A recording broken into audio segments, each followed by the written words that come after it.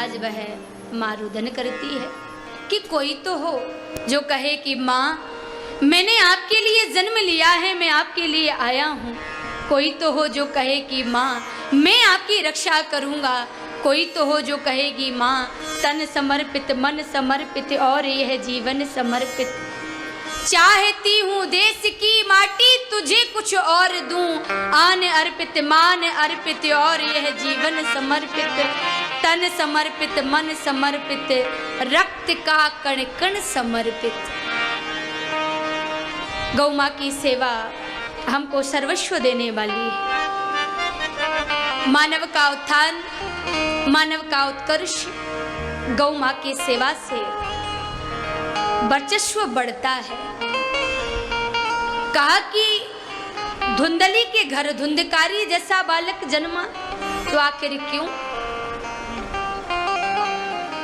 आत्मदेव के घर में संतान नहीं है तो गलानी उत्पन्न हो गई और पहुंचे जंगल में तो भगवान का संत पदार्पण होगा तो वरदान मांगूंगा कि बालक जन्म लेकर के आए तो वापस घर आऊंगा, वरना जीवन त्याग दूंगा, बिना वरदान के घर नहीं आऊंगा। तो कथम रोदसी विप्रह काते चिंता बलीसी। ये जो हमारा चेहरा है ना, हम कितने चालाक हैं, कितने विद्वान हैं, कितने ईर्ष्यालु हैं, कितने दंभी हैं, ये सब हमारे चेहरे पर लिखा होता है और इसको समझने में 1.5 मिनट से ज्यादा नहीं लगता।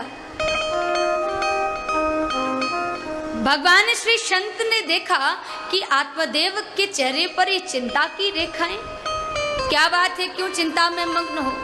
कहा महाराज आप तो संत हैं और संत का तो स्थान सर्वोपरि है, सर्वत्र है। आप हमको वरदान दे कि हमारे घर में बालक जन्म लेकर आए। बहुत सुंदर सा उपदेश शुरू कर दिया। महाराज देखो संतान चाहिए ना, तो राम को पुत्र मानो, कृष्ण को पुत्र मानो। संसार के बालकों को अपना मानोगे ना, ये आपको दुख देंगे, त्रास देंगे। और भगवान को यदि आप पुत्र मानोगे ना, तो मेरा राम पुत्र बनकर आने को तैयार है, लेकिन आप कौशल्या तो बनिए। भगवान कृष्ण बनकर आने को तैयार है, लेकिन आप देवकी तो बनिए। भगवान भी चाहता है कि कोई आकर के कहे कि चाहूं तुम्हें समान सुत प्रभुसन कवन दुराव, तो वो नाथ भी कह देगा कि आप सरिस खोजो कहाँ जाई, नृप तब तनय होई मैं आई। भगवान आने को तैयार है। स्वामी विवेकानंद के सामने एक विदेशी महिला आई और बोली महाराज मेरे को स्वामी जी आपसे संतान चाहिए, आपके जैसी संतान चाहिए, आप हमारे ऊपर कृपा करें। स्वामी विवेकानंद ने चरण पकड़ लिए, मैया मेरे जैसा तो मैं ही हो सकता हूँ, इसलिए माते तू मेरे कोई बालक मान लेना। कौशल्या ने कहा कि राम मेरे को आप जैसी संतान चाहिए। राम ने भी कह दिया माँ मेरे जैसा तो मैं ही हो सकता हूँ। और भगवान संत ने कहा आत्मदेव कर्म की गति बड़ी बलवती है, इसलिए संसार के पुत्रों को मत मानिए। भगवान को कहिए कि बालक बनकर आए तो जीवन धन्य हो जाएगा। और पुत्रादि सुखहीनो यम संन्यासा शुष्क है, वही संन्यास में तो बड़ा सुख है। आत्मदेव ने कहा महाराज ये हमको उपदेश नहीं चाहिए, हमको तो एक वरदान चाहिए कि आप आशीर्वाद दे, हमारे घर में बालक आवे तो हमारा जीवन धन्य बन जाए। फल ला करके दे दिया। कहते हैं कि संत भगवान के पास यदि आप जाएं तो फल लेकर के नहीं, फूल लेकर के जाना चाहिए, ताकि हम फूल को अर्पण करें और फिर फल देना तो संत महात्माओं का काम है। उनकी कृपा के कारण ही हमको फल प्राप्त होते हैं। और निश्चित रूप से आपके सामने वो फल श्रुति है। आज 10वां दिन है हमारे 108 कुंडात्मक महायज्ञ का, और नित्य ही हम माँ के दर्शन करके और यज्ञ भगवान के दर्शन करके कथा प्रवचन को सुनकर के ही उनकी निकली हुई वाणी का जो प्रसाद है वो हम फल रूप में पाते ही हैं। तो बालक बनकर जन्म आए हमारे घर में, तो आप हमको आशीर्वाद दें, आप वरदान दें। आत्मदेव ने कहा, फल ला करके दे दिया। धुंधली देवी ने ग्रहण नहीं किया, क्योंकि तर्क को तर्क करने वाली बुद्धि है ना।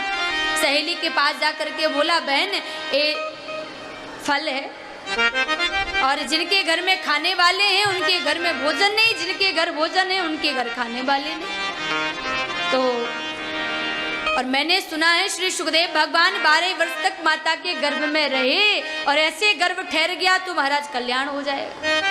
क्या करूं? सहेली के साथ जाकर के गाय को खिला दिया, और आत्मदेव को कह दिया कि हमारे संतान होने को है। सहेली के बालक हुआ तो आत्मदेव को कहा, महाराज हमारे संतति आई है, हमारे घर में बालक जन्मा है। आत्मदेव बड़े प्रसन्न हो गए।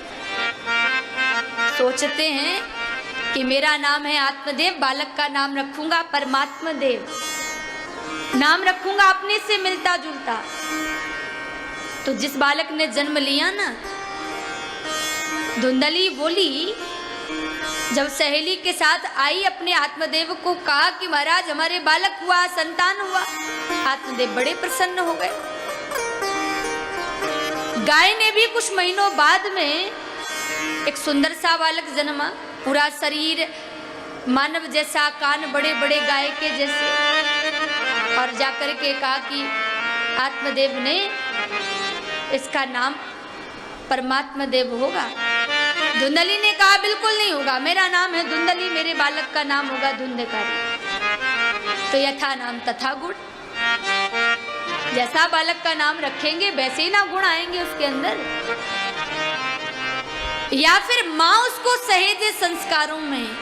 माँ चाहे ना तो बालक को विद्वान बना सकती है, मर्मज्ञ बना सकती है, मनसी बना सकती है, और माँ चाहे तो बालक को ज्वारी, शराबी और कबाबी भी बना सकती है।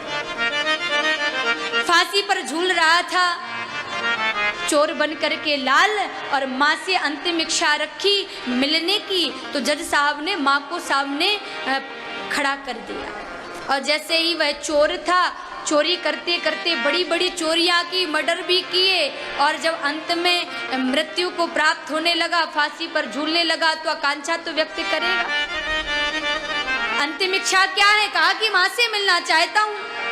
जज साहब ने देखा माँ को, माँ रो रही थी, और उस बेटे ने देखा माँ को, तो माँ ने सोचा कि मेरा बेटा मेरे को हृदय से लगाएगा। सामने आया बेटा, और बेटी ने दिया माँ को एक खींच करके।